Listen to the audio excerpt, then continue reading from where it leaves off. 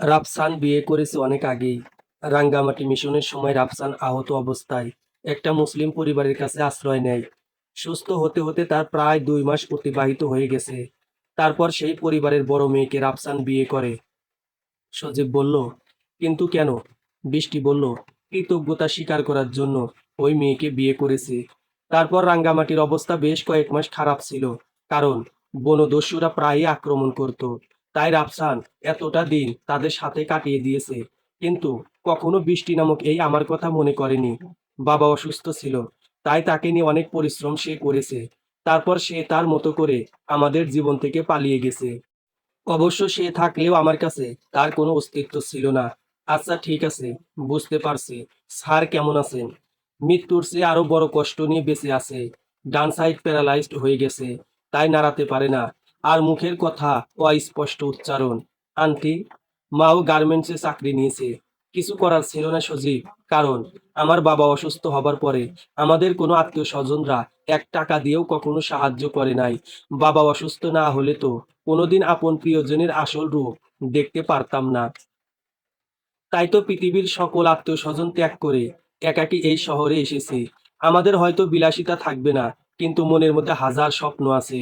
সৎ পথে সেই স্বপ্ন পূরণের স্বপ্ন দেখি প্রতিদিন, কিন্তু এর শেষ কোথায় জানি না। আমার কাছ থেকে পালিয়ে এলে কেন? রাফসান যেহেতু বিবাহিত ছিল, তাহলে কেন সেদিন বললে না যে, সজীব, আমি শুধু তোমার? কেন এতটা মাস ধরে অন্ধকার জেলের মধ্যে কষ্টের মাঝে আরো বেশি কষ্ট দিলে আমাকে? মিথ্যা স্বপ্ন তোমাকে দেখাতে চাইনি। মিথ্যা কেন হবে? তুমি কি আমাকে ভালোবাসো না? নাকি আমার সাথে জীবন পার করতে কোনো অসুবিধা আছে? আমি জেল আসামি, তাই? না, সেরকম কোনো সমস্যা না। আমার বাবা অসুস্থ, তাই সংসারের সকল দায়িত্ব আমার আর মায়ের উপর। এই মুহূর্তে আমি যদি তাদের ছেড়ে তোমার সাথে বিয়ে করে নিজের সংসার গড়ে তুলি, তাহলে আমার মা বাবা যে না খেয়ে মারা যাবে। এতটা স্বার্থপর হতে পারবো না। তাই সেদিন তোমার কাছ থেকে পালিয়ে এলাম। কিন্তু কি ভাগ্য আমার! তুমি কিন্তু আমাকে ঠিকই খুঁজে বের করলে। তোমার পরিবারের দায়িত্ব যদি আমি নিই, তাহলে তো কোনো আপত্তি নেই, তাই না? আপত্তি আছে, ঘোর আপত্তি আছে আমার। কেন? তোমার নিজের পরিবার আছে সজীব, তাদেরকে দেখাশোনা করার দায়িত্ব কিন্তু তোমার। আমি দুটো পরিবারেরই দায়িত্ব নিতে চাই। তাছাড়া তুমি তো আমার সাথে থাকবে। যখন ক্লান্ত হয়ে যাব, তখন ছায়া হয়ে শীতল পরশে জড়িয়ে দেবে মন। তুমি বুঝতে পারছো না সজীব? আমার পরিবার যখন তুমি দায়িত্ব নিতে চাইবে, তখন নানা মানুষ নানান ধরনের কথা বলবে। আর আমি তোমার সাথে এ বিষয়ে কোনো কথা বলতে চাই না। আমার সিদ্ধান্ত আমার কাছে অটল। আমি তোমাকে ভালোবাসি, আমি জানি সজীব। কখনো তো অস্বীকার করিনি, তাই না? তাহলে ভালোবেসে সুখী হবার অধিকার দাও। সেটা যদি সম্ভব হতো, তবে সেদিন মিথ্যা কথা বলে তোমার মনে কষ্ট দিয়ে পালিয়ে আসতাম না। জীবন থেকে পালিয়ে গিয়ে নিজের মনের ভিতরটাকে কষ্ট দিয়ে সুখী হওয়া যায় বৃষ্টি? সুখী হবার স্বপ্ন তো আর দেখছি না আমি। তোমার নিজের ইচ্ছে না থাকতে পারে, কিন্তু তোমার সাথে যে আমার সুখটাও বাধা হয়ে গেছে, সেই সুখ কেড়ে নেবে কেন? তোমার একার সুখের চেয়ে বড় আমার মা বাবা আর ছোট বোনের সুখ। তাদের মুখে একটু হাসি দেখতে পেলে আমাকে পৃথিবীর সকল দুঃখ কষ্ট ভুলে যেতে পারবো। কিন্তু তাদের মুখে যদি হাসি না থাকে, তাহলে আমি রাজরানী হয়েও শান্তি পাবো না সজীব। তবুও বাদ দাও সজীব, আমাকে এখন বাজার করতে হবে। তারপর বাসায় গিয়ে রান্না করে খেয়ে তারপর ঘুমাবো। আবার আগামীকাল সকালে 5টা বাজে ঘুম থেকে উঠে রান্না করে গোসল করে অফিসে আসতে হবে। জীবনের সাথে আমি যুদ্ধ শুরু করেছি সজীব। না হলে আমার মতো মেয়ে বৃষ্টি কখনো যে গার্মেন্টসে চাকরি করব, সেটা স্বপ্নেও ভাবিনি। মানুষ মাঝে মাঝে তার ভাবনাকে অতিক্রম করে কিছু বাস্তবতার মুখোমুখি হয়ে যায়। সেই বাস্তবতা মেনে নিতে খুব কষ্ট হয়, কিন্তু আমরা নিরুপায়, তাই চাইলেই মায়া ত্যাগ করতে পারি না। যেমন আমি এত শান্তশিষ্টভাবে চললাম, তবুও আমাকেই জেলে যেতে হয়েছে। কলেজ থেকে নাম কেটে বের করে দিয়েছে আমাকে। আর আমার নামের সাথে এখন খুনি ও ধর্ষণের পদবি যুক্ত হয়েছে। রকি ভাই মনে হয় আসবে না, কিন্তু আমারও আর দেরি করলে চলবে না, তাই উঠতে হবে। তুমি কি আমার সাথে যাবে? বাবা তোমাকে দেখলে অনেক খুশি হবে। চলো যাব। অবশ্যই যাব। চলো তাহলে। রেস্টুরেন্টের বিল এসেছে 256 টাকা। বৃষ্টি যখন বিল দিতে যাচ্ছে, তখন সজীব বলল সে বিল দেবে। কিন্তু বৃষ্টি বলল, তোমাকে আমি জরুরি কথা বলার জন্য নিয়ে এসেছি, তাই বিলটা আমিই দেব। বৃষ্টির কথার উপর সজীব আর কিছু বলল না, কারণ চারপাশে অনেক মানুষ আছে, তাই এখানে দাঁড়িয়ে বিল দেওয়া নিয়ে তর্ক না করাই ভালো। বৃষ্টিদের বাসা ফ্রিপোর্ট মোড় থেকে সোজা পূর্ব দিকে একটা রাস্তা গেছে। সেই রাস্তা দিয়ে কিছুটা ভিতরে গেলে নিউ মুরিং এলাকা শুরু। অনেকটা পথ পেরিয়ে রাস্তার ডান হাতে বড় বড় দুটো 1000 লিটারের মদিনা ট্যাঙ্ক। সবাই এটাকে নিউ মুরিং পানির ট্যাঙ্কি বলে চেনে। সেই ট্যাঙ্কির পাশ দিয়ে ডান হাতে ছোট একটা গলি ঢুকে গেছে। গলির ভিতরটাকে সবাই বোবা কলোনি বলে ডাকে, কিন্তু বোবা কলোনি ডাকার বিশেষ কোনো কারণ বৃষ্টি জানে না। অবশ্য অনুসন্ধান করার চেষ্টা করেনি কখনো। সেই গলির শেষ মাথায় বছর বিশেক পুরনো একটা 5 তলা বাড়ি। বৃষ্টিরা একদম ছাদে একটা বড় রুমে 4 জনে থাকে। তবে রাতের বেলা ঘুমাতে অসুবিধা হয়ে যায়। বৃষ্টির মা বাবা খাটের উপর ঘুমায়, আর বৃষ্টিও তার ছোট বোন নিচে কাঁথা বিছিয়ে বিছানা করে তার উপর ঘুমায়। মাসখানেক ধরে বৃষ্টি শুধু ভাবছে একটা ছোট তোষক বানাবে, কারণ নিচের শক্ত মেঝেতে ঘুমিয়ে শরীর ব্যথা করে। কিন্তু মাস শেষে বেতন পাবার পরে বাড়ি ভাড়া, দোকানের বিল, বিদ্যুৎ বিল, বাবার ওষুধ, বাজার সদাই করে আর বেশি টাকা অবশিষ্ট থাকে না। যাও কিছু টাকা থাকে, সেটা দিয়ে প্রতিদিন কাঁচা বাজার করতে হয়। জীবন বড়ই অদ্ভুত। কখন কাকে কোন পরিস্থিতির সম্মুখীন হতে হবে কেউ জানে না। সেজন্য হয়তো আল্লাহ পাক পবিত্র কোরআন শরীফে সূরা আল ইমরানের মধ্যে বলেছেন, আল্লাহই সকল ক্ষমতার অধিকারী। তিনি এক নিমেষেই বাদশাকে ফকির করে দিতে পারেন, আবার তিনি চাইলে এক নিমেষেই ফকিরকে বাদশা বানিয়ে দিতে পারেন। পানির ট্যাঙ্কির সামান্য আগেই একটা বড় কাঁচা বাজার আছে। বৃষ্টি প্রতিদিন সেখান থেকেই বাজার করে বাসায় ফেরে। তাই আজকেও সজীবকে নিয়ে সেই বাজারের মধ্যে প্রবেশ করলো। প্রথমেই মাছের বাজারে গিয়ে দেখে দেখে একটা দোকানে গিয়ে দাঁড়ালো। একটা বড় দেখে সিলভার কাপ মাছ ওজন করতে বলল। ওজন করে দোকানদার বলল 185 টাকা দাম এসেছে।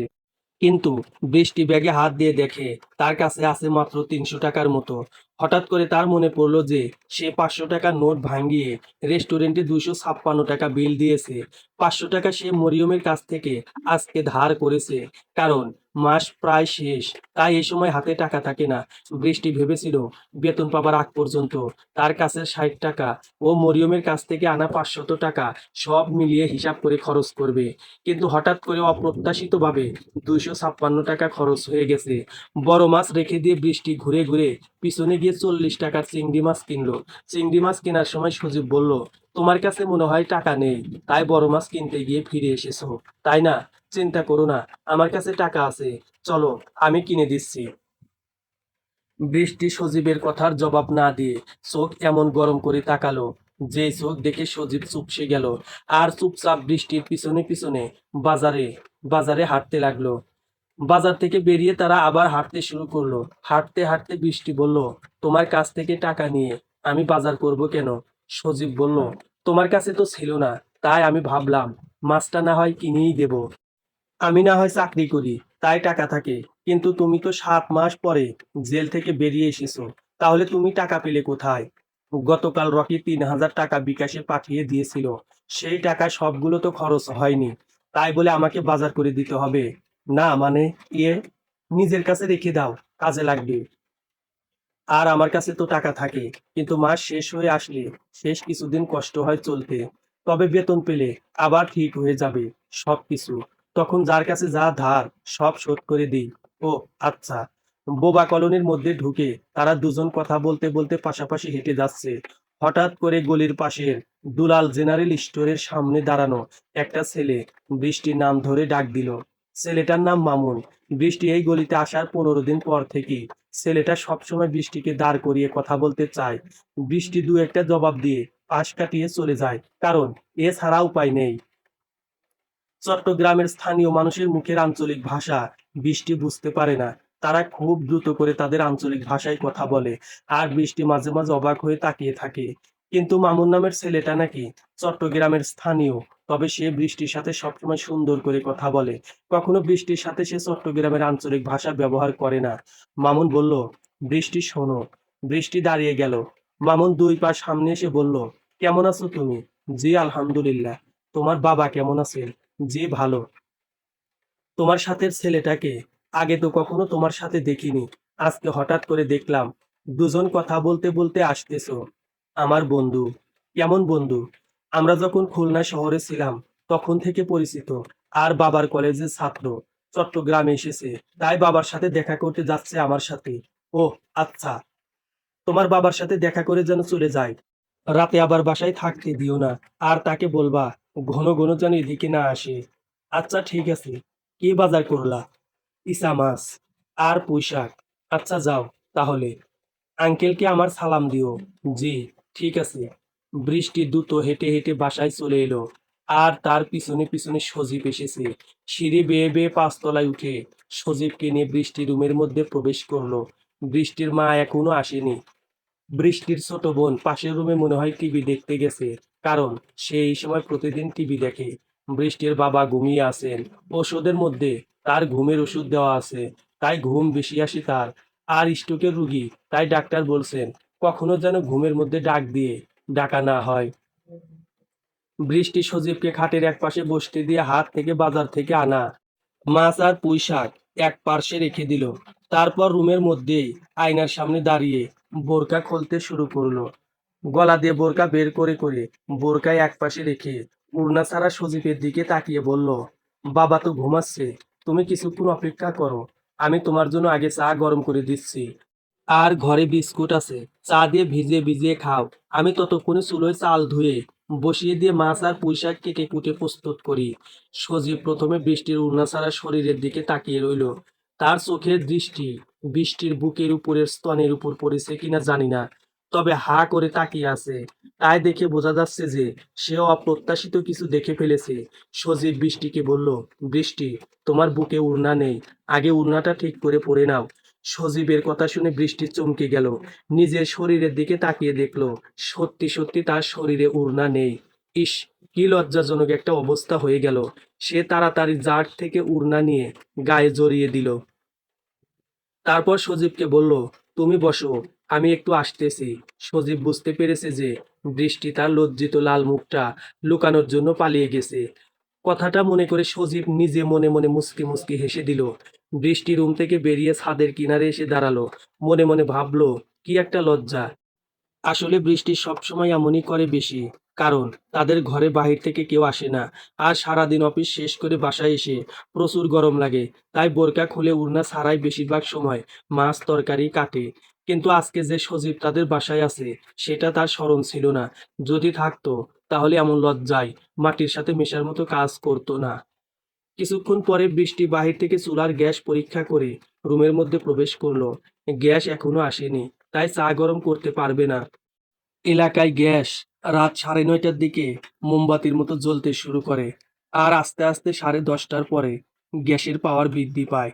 বৃষ্টি বিস্কুট বের করে দিয়ে নিচে মাছ আর পুঁই শাক নিয়ে বসলো। তারপর আপন মনে কাজ করতে লাগলো। সজীব একটা বিস্কুট হাতে নিয়ে বৃষ্টির দিকে তাকিয়ে আছে। প্রায় আধ ঘন্টা পার হয়ে গেল। বৃষ্টি তার কাজ শেষ করে মাছ আর শাক ধুয়ে নিয়ে আসলো। কিন্তু বৃষ্টির বাবার ঘুম ভাঙলো না। হঠাৎ করে রকি ফোন করলো। সজীব রিসিভ করলো। আর রকি বলল এখনই যেন সজীব ফ্রিপোর্ট যায়। সজীব তখন বৃষ্টির বাসার কথা বলেছে, কিন্তু রকি বলল তার সাথে দেখা করাটা জরুরি, কারণ অফিসের কোন স্যার যেন কথা বলবে। সজীব মোবাইল কেটে দিয়ে বলল, বৃষ্টি, স্যার যখন ঘুমাচ্ছে তখন আমি তাহলে আসি। রকি ফোন করেছে, অফিসের কোন স্যারের সাথে নাকি কি কাজের জন্য দেখা করতে হবে। স্যারের ঘুম ভাঙলে আমার কথা বলবে, আর আমি আগামীকাল আসবো, সেটাও বলে দিও। আন্টির সাথেও দেখা হলো না, কপাল। বৃষ্টি বলল, আচ্ছা ঠিক আছে, যাও তাহলে। ভালো বাজার করতে পারি নাই বলে রাতে খেয়ে যেতে বলতে পারছি না। বেতন পাবার পরে নিজের হাতে রান্না করে তোমাকে দাওয়াত করব। আচ্ছা ঠিক আছে। আন্টি আসলে তার কাছেও আমার কথা বলিও। ঠিক আছে, সাবধানে যেও। বাসায় পৌঁছে একটা কল দিও। সজীব বাসা থেকে বেরিয়ে হাঁটা শুরু করলো। সে হাঁটতে হাঁটতে গলির মাঝামাঝি যখন আসলো, তখন সেই মামুন নামের ছেলেটার সাথে দেখা। সজীবকে দেখে তিনি বলল, আসসালামু আলাইকুম ভাই। সজীব বলল, ওয়ালাইকুম সালাম। আমাকে চিনতে পারছেন ভাইজান? ব্যক্তিগতভাবে চিনি না, তবে একটু আগে আপনি বৃষ্টির সাথে দাঁড়িয়ে দাঁড়িয়ে কথা বলছিলেন, তখন আপনাকে দেখেছি। বাহ, ভাইজানের স্মৃতিশক্তি খুব ভালো। কিন্তু ভাইজান, আপনাকে একটু কষ্ট করে আমাদের সাথে ওই দোকানের পিছনে একটা ফাঁকা জায়গা আছে, সেখানে যেতে হবে। যা বলার এখানেই বলেন। আমার একটু তাড়া আছে ভাই। পৃথিবীতে সবারই তাড়া আছে ভাই। কেউ কাজের জন্য, কেউ বাসায় ফেরার জন্য, কেউ অফিসে যাবার জন্য, আবার কেউ মৃত্যুর জন্য। কিছু কিছু কথা আছে যেগুলো লোকালয়ে বসে বলা যায় না, তাতে পরিবেশ নষ্ট হয়ে যায়। তাই সেই কথাগুলো বলার জন্য নিস্তব্ধ ফাঁকা স্থানের প্রয়োজন। কথা না বাড়িয়ে চলেন আমাদের সাথে, না হলে কিন্তু। সজীব বলল, না হলে কি করবেন ভাই? কিছু করব না, কারণ আমরা সবাই ভদ্র ঘরের সন্তান। আমরা কি কিছু বলতে পারি? তাহলে ভাই, প্লিজ আমাকে যেতে হবে। আমি একটা নতুন জব নেব, আর সেই অফিসের স্যার আমার জন্য অপেক্ষা করে আছে। ঠিক আছে, তাহলে আরেকদিন আমাদের কথা হবে। যেহেতু আপনি বৃষ্টির বন্ধু, তাই আপনার সাথে জরুরি কথা আছে। ঠিক আছে ভাই, আমি আগামীকাল আবার আসব, কারণ স্যারের সাথে দেখা করতে পারি নাই। স্যার ঘুমিয়ে আছে, তাই আর কথা বলতে পারি নাই।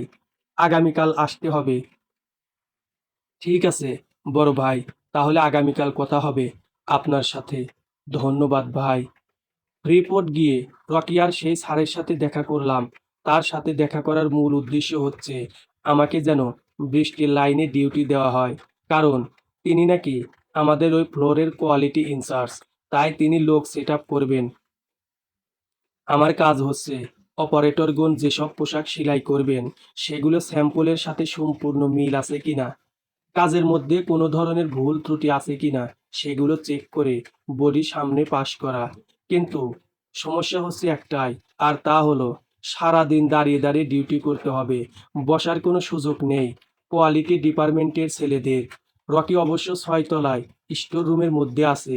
ওর কথা আলাদা, কারণ ও তো কিছুদিন পরে ডিপ্লোমা শেষ করে ইঞ্জিনিয়ার হয়ে যাবে। কিন্তু আমার কপাল খারাপ, তাই সেই ভাগ্য আমার আর হলো না। সবচেয়ে বড় আর প্রধান কথা হচ্ছে আমি আপাতত চাকরিটা পাচ্ছি না, কারণ যেখানে ডিউটি করলে সবসময় বৃষ্টির সাথে দেখা হবে সেখানে এখন লোক নেবে না। আর যেহেতু মাসের শেষ প্রায়, তাই এখন নতুন লোক নেবে না। তবে বেতন দেবার পরের দিন অনেকে বেতন পেয়ে চলে যাবে, তখন সেই শূন্যস্থানে নতুন লোক নিয়োগ করা যায়। তাই সেই পর্যন্ত অপেক্ষা করতে হবে। ইনচার্জের নাম শহীদুল ইসলাম। তিনি রকির মামার ভালো বন্ধু, তাই রকি তার সাথে আমার পরিচয় করিয়ে দিল। লোকটার মন মানসিকতা খুব ভালো, না হলে এমন একটা বিষয় তার সাথে ফ্রি হয়ে বলতে পারতাম না। তার সাথে কথা বলে আমরা বন্দর টিলার দিকে হাঁটতে শুরু করলাম। সজীবের খালার বাসা বন্দর টিলা সিটি কর্পোরেশন অফিসের পিছনের গলিতে। সেখানে এসে রকিকে বলল, তুই তাহলে বাসায় চলে যা, আমি খালার বাসা থেকে ঘুরে আসি। মা বাবা কেমন আছে তা তো জানি না, তাই সবকিছু খালার কাছে জানতে হবে। রকি বলল, আচ্ছা ঠিক আছে, তাহলে যা, কিন্তু তাড়াতাড়ি ফিরে আসবি। তুই অনেক ক্লান্ত, আর গতকাল জেল থেকে বেরিয়ে আজকে সারাদিন আবার গার্মেন্টস গেলি, কিন্তু আবার যে বেতন পাওয়ার আগ পর্যন্ত অপেক্ষা করতে হবে। সজীব বলল, সমস্যা নেই, দেখতে দেখতে পার হয়ে যাবে। আর বৃষ্টির সাথে যখন দেখা হয়ে গেছে তখন তো আর কথাই নেই। আচ্ছা, আমার তো মনেই নেই বৃষ্টির কথা জিজ্ঞেস করব তোকে। আচ্ছা, বৃষ্টি গার্মেন্টসে চাকরি করে কেন? তার কি বিয়ে হয়নি? জিজ্ঞেস করেছিলে কিছু? বিয়ে হয়নি ওর, কিন্তু তুই তো আগেই জানতি ও গার্মেন্টসে চাকরি করে, তাহলে আমাকে জিজ্ঞেস করছিস কেন? আমি দুদিন আগে তাকে দেখেছি। হঠাৎ করে 5 তলায় মামার কাছে গিয়েছিলাম, আর অমনি দেখি, শুনতে পেলাম কে যেন বৃষ্টি বলে ডাক দিল। আমার কান সজাগ হয়ে গেল। তারপর ভালো করে লক্ষ্য করে দেখি, এই সেই বৃষ্টি। ওহ, আচ্ছা। হুম, তুমি খালার বাসা থেকে ঘুরে আয়, তারপর বাকি কি করা যায় সেই প্ল্যান করব। শফিককে কল দিয়ে চট্টগ্রামে আসতে বলতে হবে। ঠিক আছে, আমি গেলাম তাহলে। সজীব তার খালার সেই আগের বাসার দিকে এগিয়ে যাচ্ছে। 7 মাসের মধ্যে যদি তারা বাসা পরিবর্তন না করে থাকে, তাহলে তো আগের বাসাতেই পাবে। সিঁড়ি বেয়ে বেয়ে 3 তলায় উঠে পরিস্থিতি সেই দরজায় নক করলো।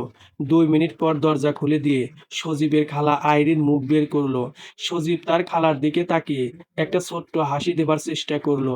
তার খালা তাকে দেখে অবাকের চেয়ে বড় অবাক হয়ে গেল। ভিতরে যেতে বলার মতো জ্ঞান তার ছিল না। কেমন আছো ছোট মা? ভালো আছি, খুব ভালো আছি। তুই কেমন আছোস? আলহামদুলিল্লাহ ভালো আছি। ভিতরে নেবে না? আয় আয়, তাড়াতাড়ি। সবাই তো আমাকে ভুলেই গেলে তোমরা। বেঁচে আছি কিনা কেউ খবর নিলে না। আমি তো তোর মতো আরেক জেলখানায় চাকরি করি বাপ, সেখান থেকে যেতে পারি নাই। আর তোর বাবা বলল ওখানে যাওয়া লাগবে না, তাই আর যাইনি। ছাড়া পেয়েছিস কবে? চট্টগ্রামে কবে এলি তুই? গতকাল জেল থেকে বেরিয়ে চট্টগ্রামে আসলাম। সারাদিন কই ছিলি? এক বন্ধুর কাছে উঠেছি। আমার বাসায় সরাসরি এলে কি হতো? একটু কাজ ছিল তার কাছে। আর জেল থেকে বেরিয়ে কেমন কি ভাববে, তাই। তুই যে নির্দোষ সেটা আমরা সবাই জানি, কিন্তু তেমন কিছু করতে পারি নাই। তোর বাবাকে কারা যেন নিয়মিত ভয় দেখিয়ে যাচ্ছে, তাই তো তিনি চুপ করে বাড়িতে পড়ে আছে। ভয় দেখাচ্ছে মানে কি? ভাইয়া, সজীবের বাবা যখন খুলনা ছিল তখন নাকি তাকে কারা যেন অনেক ভয় দেখিয়েছে, বলেছে তোকে জামিনে বের না করতে, তাহলে নাকি তোকে জেলের মধ্যে কিংবা জেল থেকে বেরিয়ে আসলে তারা খুন করবে। তোর বাবাকে তারা চর থাপ্পড় মেরেছে, তাই সে খুব ভয় পেয়ে সেদিন তোকে রেখে চলে গেছে। তুই তো জানিস দুলাভাই অনেক ভীতু একটা মানুষ। দোকান থেকে বাকি খেয়ে যদি কেউ টাকা না দেয় সেই টাকাটা চাইতেও ভয় পায়। আর তাকে যখন বলা হয়েছে তোকে জেলের মধ্যে কিংবা জেল থেকে বের হলে খুন করা হবে, তখন তো তার কলিজা শুকিয়ে গেছে। Oh shit!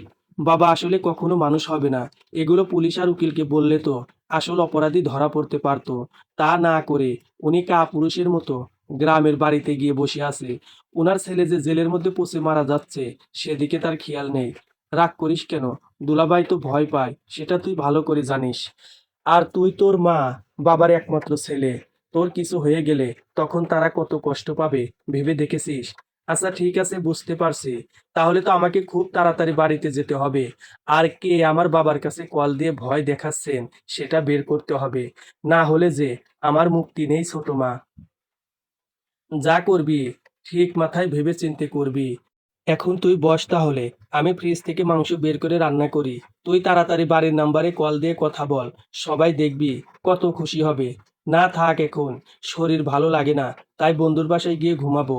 আরেকদিন আসবো, তখন তোমার হাতে খাবার খেয়ে যাব। আর বেরিয়ে বাড়িতে কল দেব।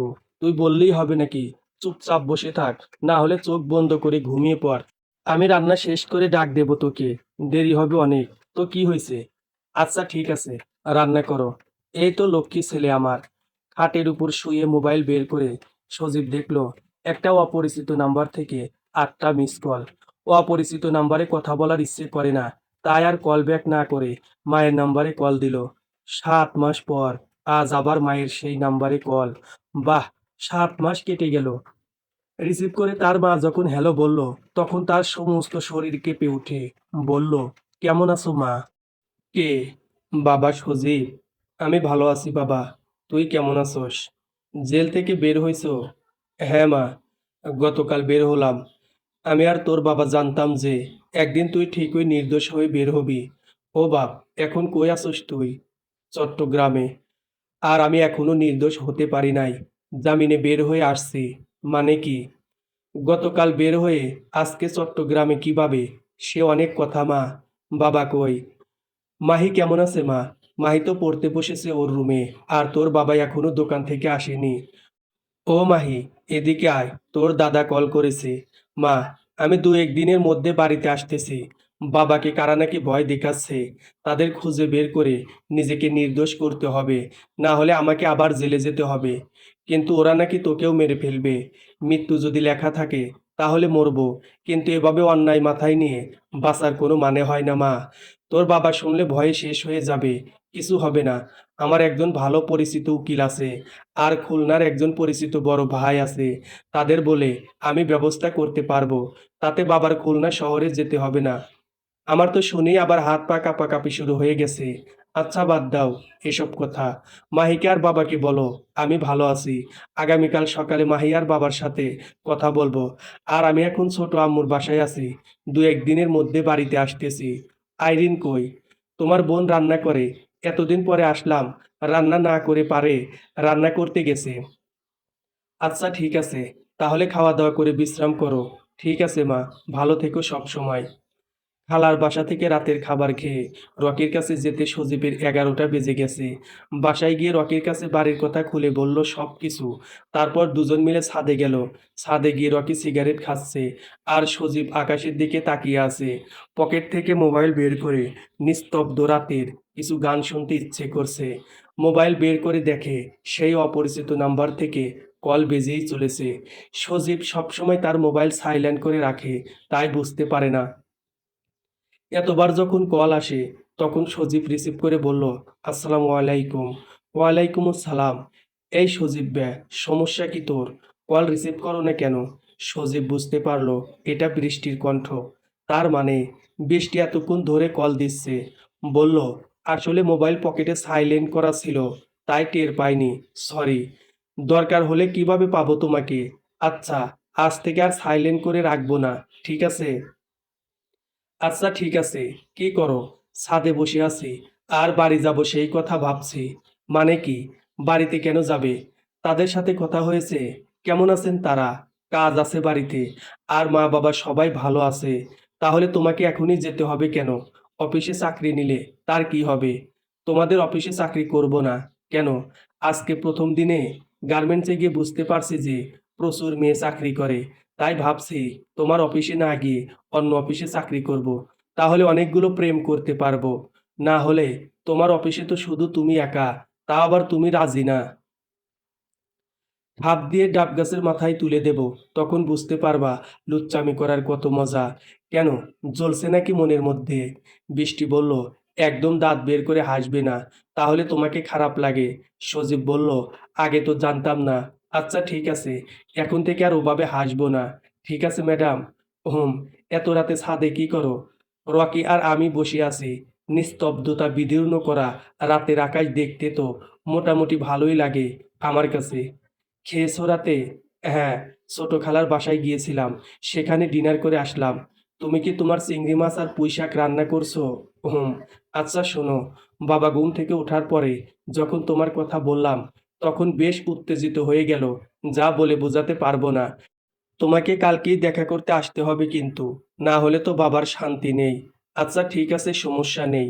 শ্বশুর শাশুড়ির কাছে প্রতিদিন যেতে আপত্তি নেই। না, সেটা সম্ভব না। তুমি কাল এসে দেখা করে যাবে। তারপর আর কখনো আমাদের এই গলিতে আসবে না।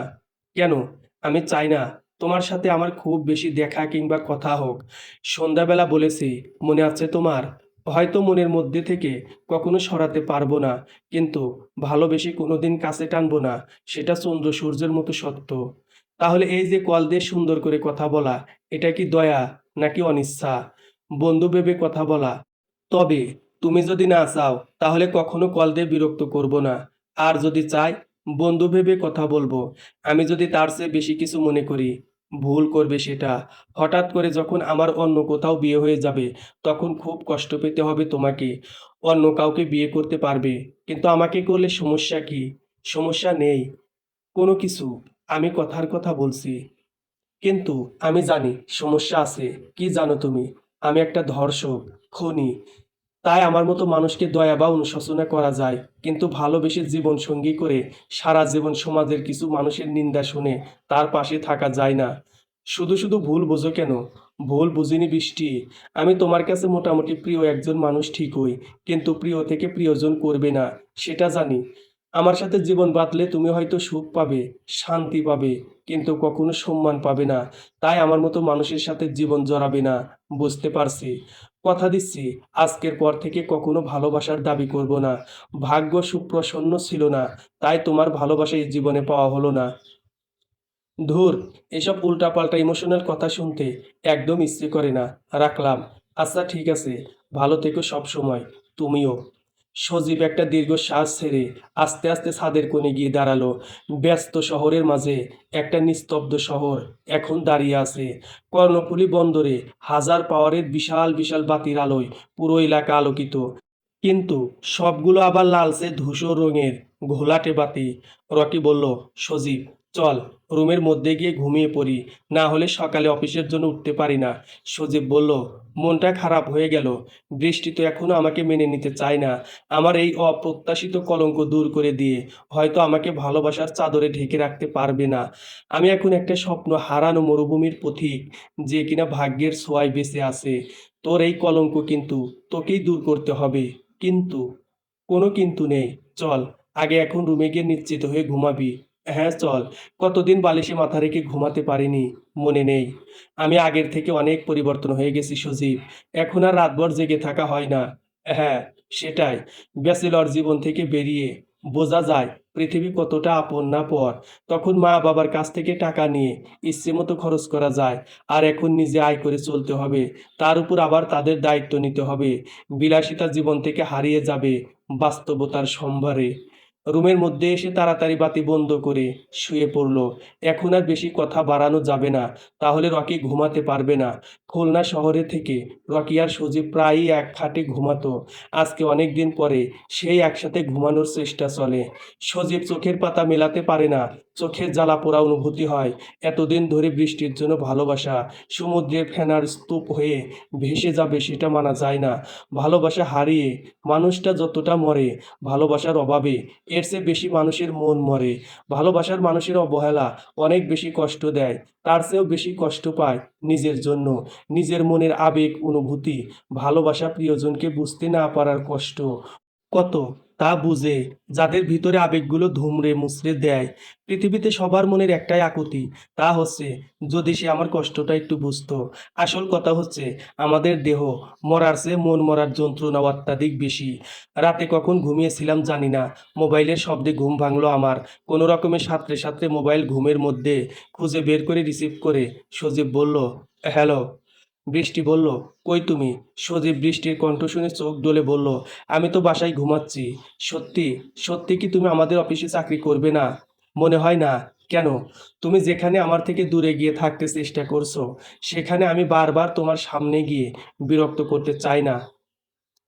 গতকাল রাতে তোমাকে ফাজলামো করে অন্য অফিসে চাকরি নেবার কথা বলেছিলাম, কিন্তু তোমার সাথে কথা বলার পরে সত্যি সত্যি সিদ্ধান্ত নিলাম আমি অফিসের ভিতরে তোমার সাথে পরে কথা হবে। ঠিক আছে। আমি হয়তো বিকেলের গাড়িতে বাড়িতে চলে যাব। তাই ভাবছি একটু পরে ফ্রেশ হয়ে স্যারের সাথে দেখা করতে যাব তোমাদের বাসায়। বিকেলেই যেতে হবে? হুম। থেকে কি লাভ বলো? আচ্ছা ঠিক আছে, যা ভালো লাগে করো। হুম। ধন্যবাদ। ভালোবাসার মানুষের সাথে ঝগড়া করে যতটা কষ্ট পায়, মানুষ তার চেয়ে বেশি কষ্ট পায় প্রিয়জনকে দেখতে না পেয়ে, তার সাথে কথা বলতে না পেরে। তাই তো সবাই চায় ঝগড়া হোক, তবুও কথা হোক। সজীব বিছানা থেকে উঠে প্রথমে রকির কাছে কল দিল, কিন্তু রকি রিসিভ করে নাই। তাই ফ্রেশ হয়ে এসে দেখে টেবিলে খাবার রাখা আছে, সেগুলো খেতে শুরু করলো। খাওয়া দাওয়া শেষ করে তৈরি হয়ে বৃষ্টিদের বাসায় রওনা দিল। রাস্তায় নেমে একটা রিক্সা নিয়ে সোজা নিউমোরিং পানির ট্যাঙ্কি। স্যার যেহেতু অসুস্থ, তাই তিনি বাসায় থাকবেন সবসময়। সিঁড়ি বেয়ে উপরে উঠে রুমের সামনে গিয়ে দেখে দরজা খোলা আছে। স্যার বিছানায় আধা অবস্থায় আছে। সজীব দরজার সামনে দাঁড়িয়ে বলল, আসসালামু আলাইকুম স্যার। স্যার তাকিয়ে দেখে সজীব দাঁড়িয়ে আছে।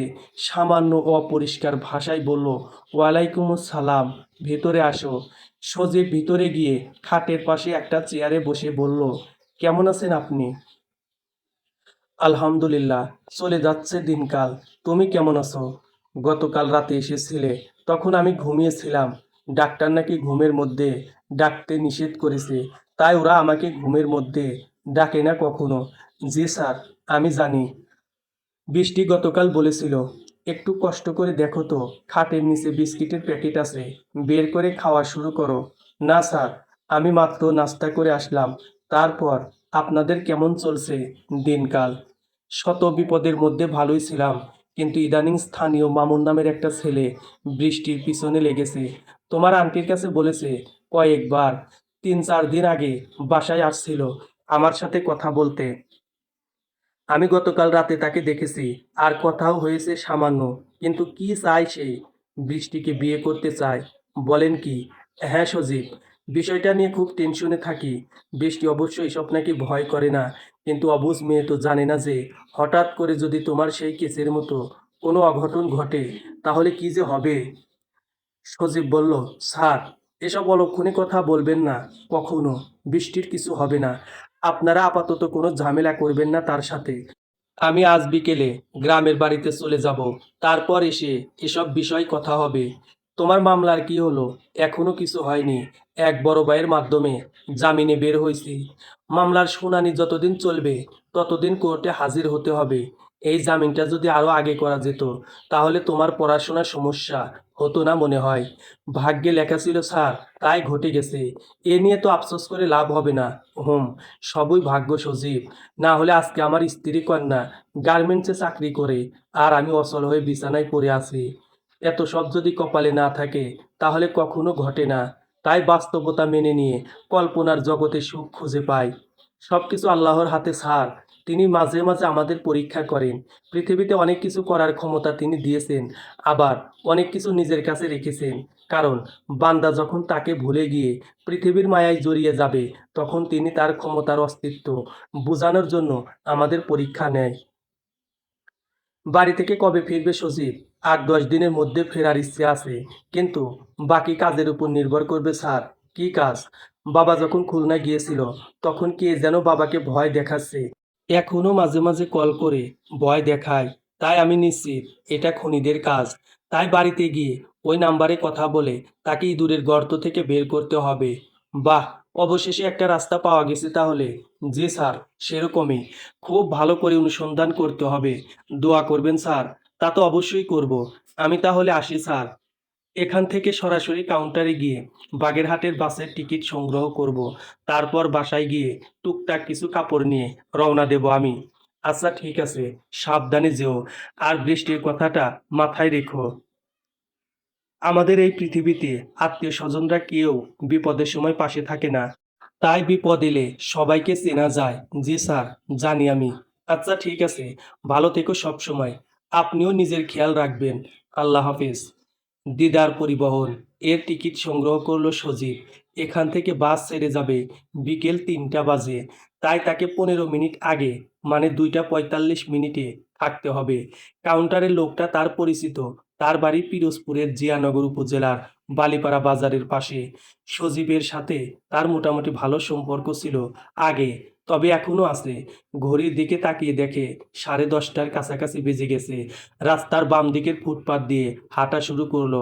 শরৎকালের কাশফুল, দোলা মিষ্টি রোদ আর দক্ষিণা মৃদু বাতাসে উদাস করা মন বাড়িতে যাবার জন্য ব্যাকুল হয়ে গেছে। হঠাৎ করে রকি ফোন দিল। রিসিভ করে সজীবের বাড়ি যাবার খবরটা দিল তাকে। রকি বলল, সমস্যা নেই, তাহলে চলে যা, বেতন দেবার আগেই আসতে হবে কিন্তু। সজীব বলল, আচ্ছা ঠিক আছে, তাই হবে। তাহলে রুমের চাবি ওটা তোর সাথে নিয়ে যা, আমার কাছে একটা আছে, সেটা আমার কাছে থাকুক। সজীব বলল, ঠিক আছে বন্ধু, বাড়ি থেকে ফিরলে কথা হবে। হাঁটতে হাঁটতে ফ্রিপোর্ট মোড়ে এসে ফুটওভার ব্রিজের নিচে দাঁড়ালো সজীব। ব্রিজের নিচে সামান্য ফাঁকা জায়গা, আর জায়গা জুড়ে একটা লোক বিভিন্ন প্রকারের বই বিক্রি করে। সজীব বিগত ৫-৬ বছর ধরে এই দোকানটা দেখছে। এখান থেকে সজীব একটা উপন্যাস কিনেছিল। তার নাম শরৎচন্দ্র চট্টোপাধ্যায়ের দেনা পাওনা। সেই উপন্যাসের নায়ক জমিদার জীবনানন্দ চৌধুরী, আর নায়িকা ঠাকুরের পুজো করা ষোড়শী। এদিকে সকাল থেকে বৃষ্টি মন খারাপ করে বসে বসে কাজ করছে। আশেপাশে সবাই খেয়াল করেছে কিনা জানি না, তবে মরিয়ম বিষয়টা বুঝতে পেরেছে। তাই মরিয়ম বেলা ১০টার দিকে ওয়াশরুম থেকে ফেরার পথে বৃষ্টির মেশিনের সামনে দাঁড়ালো। তাকে জিজ্ঞেস করলো, কিরে বৃষ্টি, সকাল থেকে দেখি তোর মন খারাপ, ঘটনা কি? বৃষ্টি বলল, তেমন কিছু না। সজীব ভাই কত তলায় ডিউটি করে, সে অফিসে আসে নাই কেন? আমি তার ভালোবাসা গ্রহণ করিনি, তাই সে নাকি চাকরি করবে না। বুঝতে পারছি, সেই জন্য মন খারাপ, তাই না? ২৫%। বাকি ৭৫% কিসের জন্য খারাপ জানতে পারি? ২৫% হচ্ছে সজীব আজকে বিকেলে বাড়িতে চলে যাবে। ২৫% হচ্ছে বাসার পাশের মামুন নামের ছেলেটা দিন দিন বেড়ে গেছে। আর বাকি ২৫% হচ্ছে এ মাসে আরও ৫০০ টাকা ধার করতে হবে। এখন সবকিছু মিলিয়ে শুধু মাথা ভর্তি টেনশনে আমার চোখ ব্যথা করে। সজীব ভাইয়ের বিষয় ৫০%, তুই নিজেই সমাধান করতে পারবি, সমস্যা নেই। মামুনের বিষয়টা সজীবকে বললে মিটমাট হয়ে যাবে, কারণ সে যেন বুঝতে পারে যে তুই একজনকে ভালোবেসে ফেলেছিস। আর টাকার বিষয়টা না হয় আমি দিলাম আরও ৫০০ টাকা, তাহলে তো সবকিছু ক্লিয়ার। তবুও চিন্তা কেমন করে যায়। সজীবকে চাইলেই আমি কাছে টেনে নিতে পারছি না মরিয়ম। চাইলেই পারবি, সমস্যা হবে না আশা করি। না রে, হবে না। আচ্ছা, তুই কাজ কর, আমরা দুপুরে লাঞ্চ টাইমে এ বিষয়ে আলোচনা করব। আচ্ছা ঠিক আছে। কিন্তু লাঞ্চের সময় এ বিষয় নিয়ে তাদের মধ্যে কোনো আলোচনা হলো না। বৃষ্টি খাওয়া দাওয়া শেষ করে নিজের মেশিনের উপর এসে বসে বসে কতক্ষণ চোখ বন্ধ করে রইল। মরিয়ম কার সাথে যেন তৃতীয় তলায় গেছে, তাই সে এখন ফ্লোরে নেই। ব্যাগ থেকে মোবাইল বের করে সজীবকে কল দিল বৃষ্টি। সজীব কল কেটে কল ব্যাক করলো। বৃষ্টি অবশ্য ভালোই হয়েছে, কারণ তার মোবাইলের টাকাও প্রায় শেষ। তাই যেখানে বাজার করতে কষ্ট হচ্ছে, সেখানে ফ্যাক্সি লোড করবে কিভাবে? হ্যালো, বৃষ্টি, কই তুমি? বাসায় গোসল করে তোয়ালে পরিহিত অবস্থায় বসে আছি। তুমি কি করো? লাঞ্চ করে বসে আছি। সকাল থেকে এ পর্যন্ত কি কি করলে জানতে পারি? তোমার সাথে কথা বলে ফ্রেশ হয়ে তোমাদের বাসায় গিয়ে স্যারের সাথে দেখা করলাম। তারপর কাউন্টারে গিয়ে বাগেরহাটের বাসের টিকিট সংগ্রহ করলাম। এরপর হাঁটতে হাঁটতে বাসায় চলে আসলাম। আর মাত্র গোসল করে বের হলাম। একটু পরে খাবার খেয়ে বের হব। কখন যাচ্ছ? ৩টা বাজে গাড়ি ছাড়বে। যদি জানতাম আজকেই আবার শহর ছেড়ে হারিয়ে যাবে, তাহলে কাল রাতে অত তাড়াতাড়ি তোমাকে আসতে দিতাম না। আরো অনেকক্ষণ দাঁড় করিয়ে রেখে দু চোখ ভরে দেখে রাখতাম। কেন? জানতে পারি আমি? কোনো কারণ নেই। কারণ তো একটা নিশ্চয়ই আছে। ধুর, আবার কি ভাবছো? আমি তোমার প্রেমের মধ্যে হাবুডুবু খাচ্ছি, সেটা ভাবছো? না না, তা কেন হবে? সেটাই ভাবছো, আমি জানি। আচ্ছা ঠিক আছে, তুমি ভাবতে থাকো, আমি রাখলাম। শোনো বৃষ্টি, টুট টুট টুট। কল কেটে দিয়ে বৃষ্টি কিছুক্ষণ রাগে জোরে জোরে নিঃশ্বাস ফুঁকে নিল। তারপর বসা থেকে উঠে পানির বোতল নিয়ে খাবার পানি আনতে গেল। যাবার পথে পাশের লাইন থেকে দু একটা ছেলে তাকে দেখে শিস দিচ্ছে। কেউ কেউ অস্ফুটে খারাপ কিছু শব্দ মনে হয় ব্যবহার করছে। বৃষ্টি এসব সহ্য করে নিয়েছে, কারণ এটা গার্মেন্টস। তাই এখানে প্রতিবাদ করে লাভ নেই। মনুষ্যত্ব যাদের মস্তিষ্কের মধ্যে আসবে না, তারা বোঝালে সহজে বুঝতে পারবে না। পানি নিয়ে ফিরে এসে দেখে তার চেয়ারে সুপারভাইজার বসে আছে।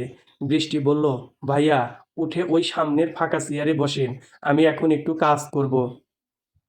সুপারভাইজার বলল, তোমার সুন্দর শরীরের স্পর্শ তো কপালে নেই, তাই তোমার স্পর্শ করা চেয়ারে বসে স্বাদ মিটাই। আমি কিন্তু আগেও কতবার বলেছি যে এসব আমার একদম ভালো লাগে না। এ ধরনের কথা আমি খুবই অপছন্দ করি। তাই দয়া করে এসব ভাষা আমার সাথে ব্যবহার করবেন না। আচ্ছা, সমস্যা কি বলো তো বৃষ্টি? আমি তো তোমাকে পছন্দ করি, তাই না? ভাইয়া প্লিজ। বৃষ্টি কিছু একটা বলার আগে পিছন থেকে মরিয়ম এসে গেল।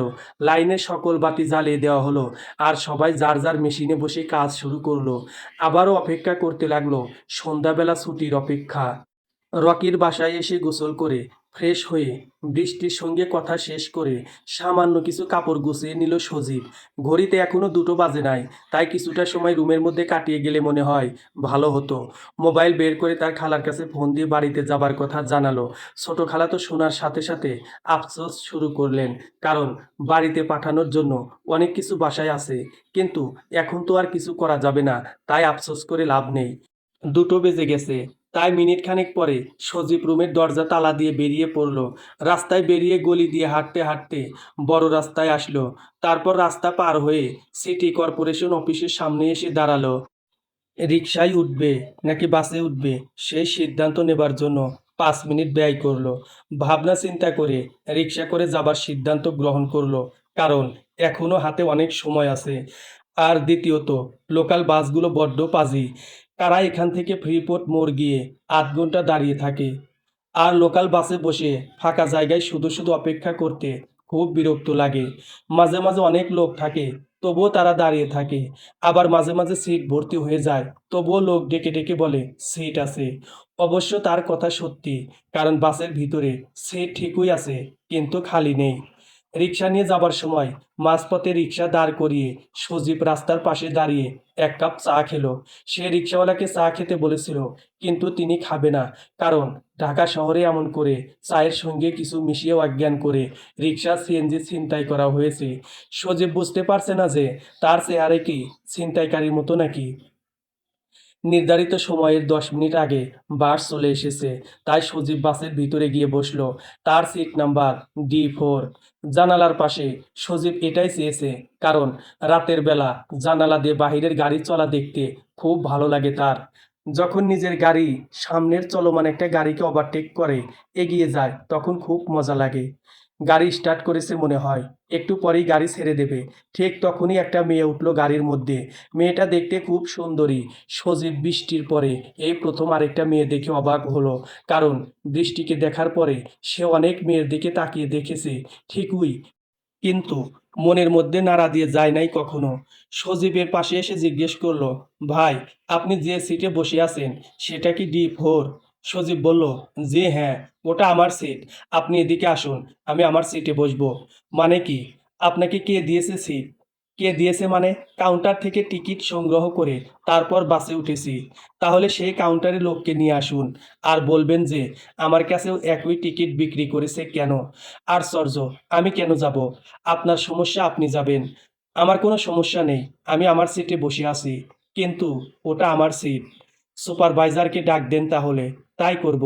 সুপারভাইজার এসে দেখে সত্যি সত্যি দুজনের কাছে একই টিকিট বিক্রি করা হয়েছে। তখন সে মেয়েটিকে বলল, ম্যাডাম, যেহেতু একই সিট দুজনের কাছে বিক্রি হয়ে গেছে, তাই যিনি আগে এসেছেন তিনি বসবেন। এখন আপনি D3-তে বসুন। মেয়েটি বলল, অসম্ভব। তাহলে আমি যাব না আপনাদের গাড়িতে। দেখুন, সেটা আপনার ইচ্ছে। কিন্তু আমরা তাকে কিছু বলতে পারি না।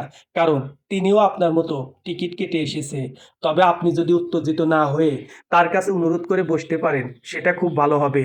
মেয়ে বলল, সে তো ট্রেনিং প্রাপ্ত উন্নত মানের ঘাড় ত্যাড়া। দেখলো যে আমার মতো অসহায় একটা মেয়ে বসতে চাইছে, তবুও বলে কিনা কাউন্টারে গিয়ে যোগাযোগ করুন। তার কাছে অনুরোধ করব আমি, তাহলে চুপচাপ বসে পড়ুন। এ কথা বলেই সে চলে গেছে সামনের দিকে। মেয়েটি মনে মনে সজীবের 14 গোষ্ঠী উদ্ধার করতে করতে নিজের ব্যাগটা উপরের বাক্সে রেখে ধপ করে আমার পাশে বসে পড়ল। সজীব জানালার সাদা গ্লাসের মধ্যে আবছা আবছা দেখতে পাচ্ছে যে সেই মেয়েটা সজীবের দিকে তাকিয়ে আছে আর বিড়বিড় করে বলছে, মানবতা বলতে কিছু নেই। একটা সুন্দরী মেয়ে তার পাশে বসেছে, একটু দেখাশোনা করবে, তা না করে নিজেই ভালো সিট দখল করে বসে আছে। এবার সজীব মাথা ঘুরিয়ে মেয়েটির দিকে তাকিয়ে দেখে রাগে গজগজ করতে করতে মেয়েটির নাক কপাল ঘেমে ফোঁটা ফোঁটা ঘাম জমে আছে। সুন্দরী মেয়েদের চেহারার উপর ঘামের বিন্দু বিন্দু কণা দেখলে দয়া হবারই কথা। তাই বলল, ঠিক আছে, আপনি জানালার পাশেই বসুন। তবে শর্ত হচ্ছে সারা পথে কোনো কথা বলতে পারবেন না। মেয়েটা একটা বিশাল হাসি দিয়ে বলল, আচ্ছা ঠিক আছে, কথা দিচ্ছি কোনো কথা বলবো না। গাড়ি চলতে শুরু করলো। Saltgola rail crossing, customs, Nimtala Bishwa road, Taltala, east colony, port colony, Barapul, AC মসজিদ, নয়াবাজার বিশ্ব রোড ও সাগরিকা মোড় পেরিয়ে গাড়ি অলংকার বাস স্টেশনের অলংকার শপিং কমপ্লেক্সের সামনে দাঁড়ালো। সজীব চোখ বন্ধ করে বসে আছে। একবার মন চাচ্ছে ইয়ারফোন লাগিয়ে গান শুনবে, কিন্তু হাত বাড়িয়ে নিতে ইচ্ছে করছে না। গাড়ি প্রায় মিনিট 20 সময় ধরে দাঁড়িয়ে আছে, কারণ এটা লাস্ট স্টপেজ। এখান থেকে সবাইকে নিয়ে গাড়ি ছেড়ে দেবে আর কোথাও দাঁড়াবে না, তাই দেরি হচ্ছে। সজীবের পাশের সিটের মেয়েটা সজীবকে আস্তে করে ধাক্কা দিচ্ছে, কিন্তু কিছু বলে না। সজীব ঠিকই টের পাচ্ছে, কিন্তু ইচ্ছে করে জবাব দিচ্ছে না। মেয়েটা আবারও ধাক্কা দিচ্ছে, কিন্তু মুখ দিয়ে কিছু বলে না। এরপর শরীর থেকে হাত সরিয়ে আস্তে আস্তে বলছে, রাতে কি চুরি করেছেন নাকি? এখনই ঘুম পাচ্ছে। পাশের সিটে একটা মেয়ে বসে আছে, তার যে ওয়াশরুমের দরকার হতে পারে সেই জ্ঞানটুকু নেই। এবার সজীব চোখ মিলে জিজ্ঞেস করলো, কি হয়েছে? সমস্যা কি আপনার? শর্ত ছিল কোনো কথা হবে না, মনে নেই? আপনার সাথে তো কথা বলিনি, প্রথমে ধাক্কা দিলাম, তারপর আবার ধাক্কা দিয়ে নিজে নিজে কথা বলছি। আপনার সাথে কে বলল ওয়াশরুমে যাবেন? হ্যাঁ, খুব চেপেছে। বাসা থেকে পানি কম খেয়ে আসা উচিত ছিল, কারণ মহিলা মানুষ যেখানে সেখানে চাপ কমাতে পারে না। আমি পানি কম খেতে পারি না। ব্যাগের ভিতর 2 লিটার পানি নিয়ে এসেছি, কারণ আমি প্রচুর পানি পান করি। উদ্ধার করেছেন আমাকে। আচ্ছা শুনুন, এখানে একটা পাবলিক টয়লেট আছে, কিন্তু পরিবেশ ভালো না। চলবে? দৌড়বে। আপনি তাড়াতাড়ি নিয়ে চলুন। অসহ্য। কি বললেন? প্রশংসা করলাম। অলংকার শপিং কমপ্লেক্স এর পশ্চিম পাশে ঠিক বেসমেন্টে একটা রেস্টুরেন্ট আছে। সেই রেস্টুরেন্টের বিপরীত পাশে রাস্তার ওপারে পাবলিক টয়লেট আছে একটা। বিভিন্ন যাত্রী ও ড্রাইভার সেটা ব্যবহার করে। মেয়েটাকে ভিতরে পাঠিয়ে সজীব রাস্তায় দাঁড়িয়ে আছে। কিছুক্ষণ পরে মেয়েটা আসলো। সজীব চৌরাস্তায় হতে সামনে তাকিয়ে নিজে নিজে একটা মুচকি হাসি দিল। সজীবকে হাসতে দেখে মেয়েটা বলল, আপনি হাসছেন কেন? আমার কোনো কিছু দেখে ফেলেছেন নাকি? সজীব বলল, আমি আপনার কি দেখবো আবার? তাহলে হাসলেন কেন? এমনি। তবে একটা লজ্জিত কারণ আছে। মানে কি? আসলে বছর তিনেক আগে একবার আমি এই সামনের রাস্তা দিয়ে পাহাড়তলি হয়ে দেওয়ানহাট গিয়ে বেরিয়েছিলাম। তাতে হাসির কি হয়েছে? অনেক কিছু। পাগল নাকি আপনি? হ্যাঁ, পাগল। দেখুন, আপনার চাপ এসেছিল, তাই নিয়ে এসেছি। এখন কাজ শেষ, তাই বাসের ভিতরে গিয়ে চুপচাপ বসে থাকুন। ঠিক আছে, ঠিক আছে, যাচ্ছি। বাস ছাড়ার আগ পর্যন্ত সজীব অনেকক্ষণ বাহিরে দাঁড়িয়ে সারা বাংলাদেশের মানুষের ভিড় দেখল। চট্টগ্রামের অলংকার বাস স্টেশন এমন একটা স্থান যেখান থেকে ৬৪ জেলার সব জায়গার বাস আসে যায়। সজীব গাড়িতে উঠে বসলো। ঠিক ৫টা বাজে গাড়ি অলংকার থেকে বের হলো। আস্তে আস্তে সিটি গেট পার হয়ে বাসের গতি বেড়ে গেল। আর জানালা দিয়ে প্রচুর বাতাস বইছে। সজীব চোখ বন্ধ করে সিটের সাথে মাথা এলিয়ে দিয়ে বসে আছে। মনে হয় সুষুপ্ত ঘিরে আসছে। বাস সীতাকুণ্ড পার হয়ে গেছে। তখন পাশের সিটের মেয়েটা আবার সজীবকে ধাক্কা দিচ্ছে। সজীব চোখ বন্ধ করে বলল, কি হয়েছে? মেয়েটা বলল, আমার একটা সমস্যা আছে। এবার চোখ মেলে তাকিয়ে বলল, কি হয়েছে? আবার চাপ এসেছে নাকি? চাপ তো এসেছে ঠিকই, কিন্তু যেহেতু যাবার স্থান নেই তাই বলবো না। কিন্তু সমস্যাটা অন্য কিছু। কি সমস্যা?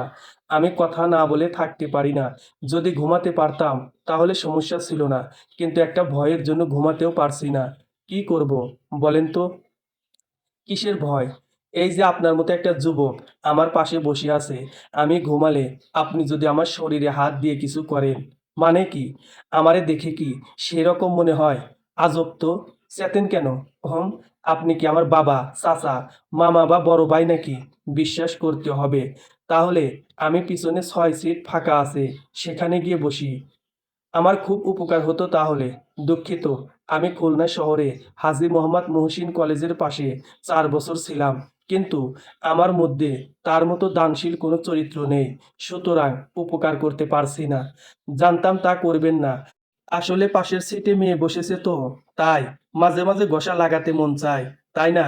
আপনি চুপ করবেন? আমার নাম মোহতারিমাহ আক্তার মিতু, থানা নাজিরপুর, শেখমাটিয়া ইউনিয়ন, গ্রামের নাম রামনগর। ২০১৪ সালে এসএসসি পরীক্ষায় ২ সাবজেক্টে ফেল করেছি। বাড়ি থেকে রাগারাগি করেছে, তাই লজ্জায় আর জেদে চট্টগ্রাম চলে আসলাম। গ্রামের এক বান্ধবী ছিল এখানে, তার সাথে গার্মেন্টসে চাকরি নিলাম ২০১৪ সালের নভেম্বর মাসে। ২.৫ বছর পেরিয়ে গেছে, আজও বাড়িতে যাইনি আমি। সবাই ভেবেছে আমি মনে হয় বিয়ে করে সংসার শুরু করেছি, কিন্তু আমি তো এখনো বিয়ে করিনি। সেটা কেউ বিশ্বাস করতে চায় না। কিন্তু ২ দিন ধরে মা খুব অসুস্থ, তাই এখন বাধ্যতামূলকভাবে বাড়িতে যেতে হচ্ছে। আপনি যে বেশি কথা বলেন এটাই তার প্রমাণ। মানে, এত কিছু কে জানতে চেয়েছে? আপনি তো আমাকে সহ্য করতে পারেন না, তাই জিজ্ঞেস না করতেই বলে দিলাম। আর কোনো কথা বলবো না আপনার সাথে। নিরামিষ মানুষ। কি বললেন? মোবাইল, মোবাইল মানে কি? আপনার ফোন বাজে, রিসিভ করুন। ওহ, মোবাইল বের করে দেখে বৃষ্টি কল করেছে, তাই কল কেটে দিয়ে মোবাইল হাতে নিয়ে সজীব পিছনে চলে গেল। কল ব্যাক করলে সাথে সাথে বৃষ্টি রিসিভ করে বলল, কই আছো তুমি? সজীব বলল, মীর সরাইয়ের কাছাকাছি চলে এসেছি মনে হয়। পাশের সিটে কি ছেলে নাকি মেয়ে? মেয়ে। নাম কি তার? মোহতারিমা আক্তার মিতু। বিবাহিতা নাকি অবিবাহিতা? অবিবাহিতা। চট্টগ্রামে থাকে, গার্মেন্টসে চাকরি করে। বাড়িতে মা অসুস্থ, তাই তাকে দেখতে যাচ্ছে। নাম, ঠিকানা, পেশা, বাড়িতে যাবার উদ্দেশ্য ইত্যাদি সবকিছু জানা হয়ে গেছে। তাই তো বলি, বাবু আমার সেই দুপুর থেকে একবারও কল দিল না কেন? কখন গাড়ি ছাড়লো? কত দূরে গেল? কিছুই বলার নাম নেই। পাশের সিটে সুন্দরী মেয়ে থাকলে বৃষ্টির কথা মনে আসবে কিভাবে? তাই না সজীব ভাইয়া? ধুর, কি বলো এগুলো? চুপ, একদম কথা বলবি না। তুই থাক তোর মিতুরে নিয়ে, আর আমাকে কল দিবি না। চট্টগ্রামে আর ভুলেও পা রাখবি না। তাহলে কি করব বুঝতে পারছো তো? রাখলাম, বাই। বৃষ্টি, শোনো, টুট টুট। সজীব আবার কল দিল, আর ওপাশ থেকে মিষ্টি কণ্ঠে বলল, আপনার ডায়ালকৃত নাম্বারে এই মুহূর্তে সংযোগ দেওয়া সম্ভব হচ্ছে না। চলবে। গল্প ল্যাম্পপোস্টের ঘোলাটে বাতি, পর্ব ৩। পরবর্তী পর্ব পড়ার আমন্ত্রণ রইল। ধন্যবাদ।